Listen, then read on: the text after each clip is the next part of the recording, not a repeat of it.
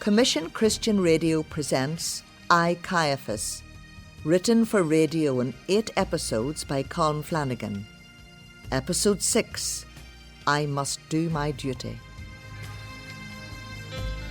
On the evening of the Galilean's arrest, I waited at my father-in-law's house and wondered what was happening in the garden called Gethsemane, a mile or so away. Then I saw torches in the darkness. I went to the gate of the house. Here they come, sir. Yes, I can see them. Bring him in, Malachi. Yes, sir. And we don't need that mob inside here. Just 2 of them can accompany you and make sure he doesn't escape. The rest can stay on guard outside. I don't think that will be necessary, sir. All his followers fled when he was arrested. Did Judas do his duty? Yes, sir. Sounds like there was no resistance. Actually, sir, there was. What? Open-armed rebellion? They drew swords against the guards? Actually, one of them did. A big fellow. Was anyone hurt? I don't see any of you bleeding. Sir, there's something I must tell you. It's important. And you're not going to like it. Well, let me be the judge of that, Malachi. Yes, sir. I was wounded by the fellow's sword. It cut my right ear off. Now, don't talk gibberish, Malachi. I can see that both your ears are there. Yes, sir. That's the amazing, unbelievable bit. He healed me. Jesus healed me.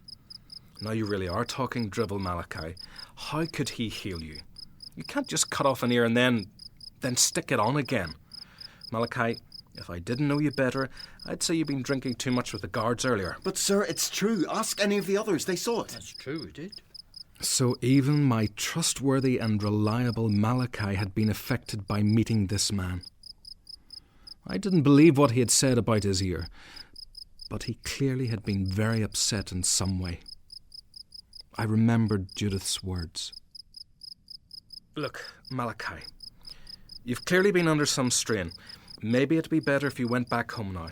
Get some sleep. We may have a busy couple of days ahead of us, and I'll need you fresh, not in some emotional state that leads you to hallucinate. Sir, this was no hallucination. I know what happened. Sir, this man must be the Son of God.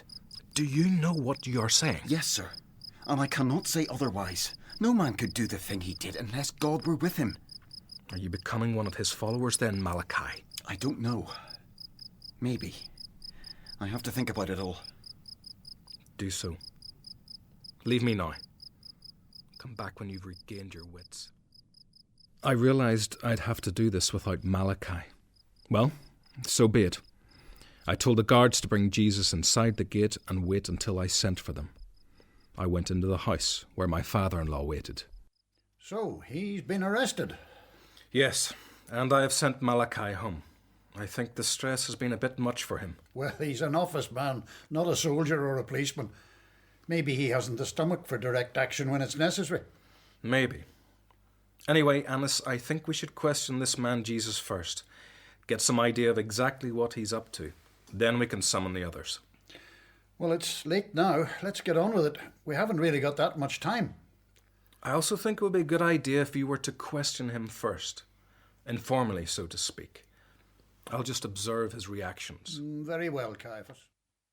I came face to face with Jesus from Nazareth. He looked tired and drawn, and for a moment I felt pity for him. Jesus had his hands tied behind his back. One of the guards was with him. A simple fellow, probably, now caught up with the forces way beyond his understanding. Yet, there was something about him. He looked surprisingly calm. My father-in-law began to try and find out more about his thinking. So, you are Jesus of Nazareth. Oi, speak when you're spoken to. I've heard quite a bit about you, entering the city on a donkey. You knew the prophecies of Zechariah, didn't you? Do you want me to give him a bit of encouragement, sir? Oh, that will not be necessary. Listen to me, Jesus of Nazareth. That affair in the temple, don't you think it was rather hasty? After all, the traders are providing a service to the pilgrims. Look, I would like to find a way out of this if possible. You're not making it easy for us. Us? Well, you. I have spoken freely in front of everyone. I've always taught in our meeting places and in the temple where everyone comes together. I've not said anything in secret. Why are you questioning me? Why don't you ask the people who heard me? They know what I said. Why, that's no way to speak to a high priest! Enough! Annas, I don't think we're getting anywhere with this. I agree, Caiaphas. I think we should call a council and then we can proceed. The fellow is either very stupid or very stubborn. It's no good reasoning with him. Which was it? Stupidity or stubbornness?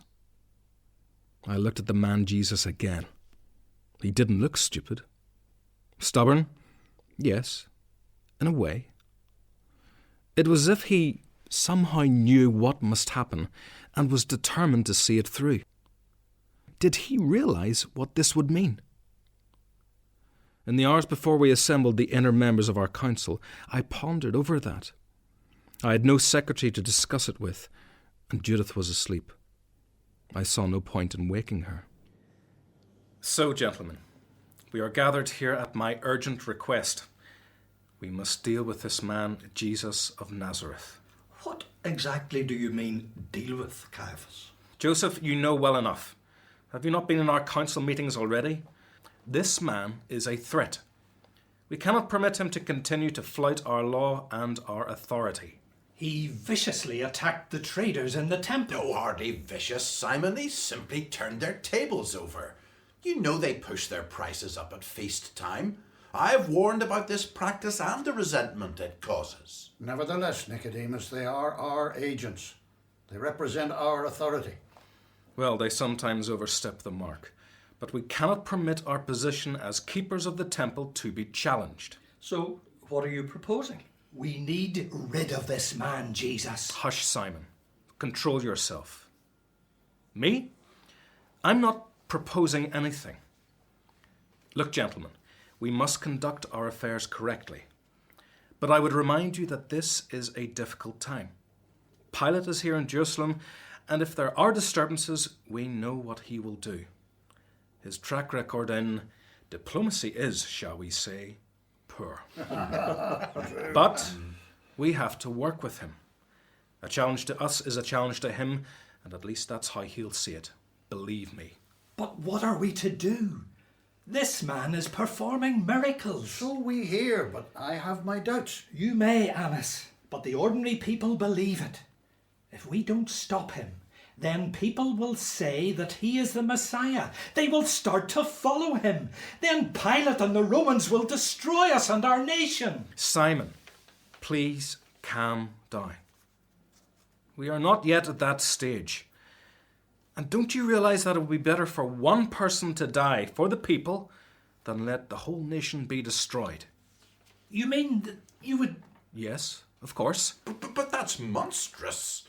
We cannot condemn a man to death for doing good. Sometimes, my good Nicodemus, it is necessary for us to embark upon difficult actions to preserve a greater good. I want no part in this. Joseph, you don't have any choice. You are of the council and we must decide what is to be done. There will have to be a trial. Very well. We will question him in front of the council. We must have witnesses. You cannot condemn a man without it. The law requires it. Witnesses there are. The man Jesus himself said that the people heard him speak many times. I have no doubt that when you see this man and experience his attitude, which I must say is unhelpful, you may change your mind. So the council was summoned. Many of them were not at all pleased to be summoned at such an early hour. Some didn't attend. It was now long past midnight, and things did not go quite as expected. Gentlemen, I am sorry to call you out at this hour of the night, but believe me, it is absolutely necessary. Events have moved quickly, and we must make a decision about this man, Jesus of Nazareth. As you no doubt know, he has been stirring up the people, and recently even caused a riot in the temple. We cannot afford to have these itinerant preachers causing such upset. I am informed he has spoken against the Lord God and even claims to be sent from him. We must find out the facts and take the appropriate action. High Priest, may I ask why this matter is so urgent? Surely there have been such preachers before, and action hasn't been taken against them. It is more than that, Nicodemus. Let us not forget the mood of the people and of the Romans at this time. Anything which disturbs the city will be viewed by them with suspicion. What is the general feeling about this? Simon? I agree, High Priest. I think we must move to trial immediately. If you had been in the temple, you would have seen what was going... Yes, we will come to that later, Simon. I agree with Simon. This matter must be sorted quickly. We cannot have a riot. But why should we have a riot? Jesus is not a rabble-rouser. I myself have seen and heard what he's saying and doing. But what about the temple riot? Gentlemen, I ask you all, do we move to trial? No. Yes. Very well then. Let us have the man Jesus in and send for the witnesses. You have witnesses already? I thought this man was only arrested earlier tonight. Joseph, people have been passing evidence to my associates already. Everything is prepared. Let us delay no longer. So the trial began. Witnesses were indeed called, but there was a problem. They couldn't agree on what they said. I became increasingly concerned that this would go on far too long. But finally, one man spoke. I, and others, heard this Jesus say he would tear down the temple and build another one in 3 days without any help. Yes, but might this not have been simply a figure of speech? Maybe he was referring to a spiritual temple? You know, the presence of God with us? You may say that. I think I should know what I heard. Indeed, it is clearly an inflammatory statement. And you are sure? Well, it was something like that. Do you mean you are not sure? Well... This man is not reliable. He clearly doesn't know what he heard. Oh, for goodness sake. Are we to go on like this all night? You, Jesus from Nazareth, why don't you say something in your own defence? Don't you hear the charges they are making against you? All right then. I put it to you. With the living God looking on, you must tell the truth. Tell us, are you the Messiah, the Son of the one true God? Yes, I am. But I tell all of you, soon you will see the Son of Man sitting at the right hand of God the All-Powerful and coming with the clouds of heaven. What did he say? Did you hear that? Did you? At last! Now we come to the truth of it, gentlemen. Gentlemen, I formally tear my robes in the presence of a blasphemer. You heard this man claim to be God. Why do we need further witnesses? What he says is an insult against the Most High.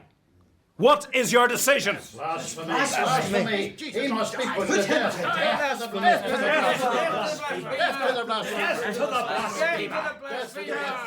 I had my verdict, yet I felt strangely disturbed. Why did the man say what he did? He must have known what would happen. But it was done now. However, we were not permitted to execute anyone, even for such an offence to our faith. It was necessary to get Pilate's agreement, and I was not looking forward to that encounter, which must take place soon. I had much to do in a short time. In episode 6 of I, Caiaphas by Colm Flanagan, Caiaphas was played by Peter Richardson. Other parts were played by members of the Commission radio drama team. The play was produced in Belfast at Commission Studio, and episode 7 is entitled The Trial.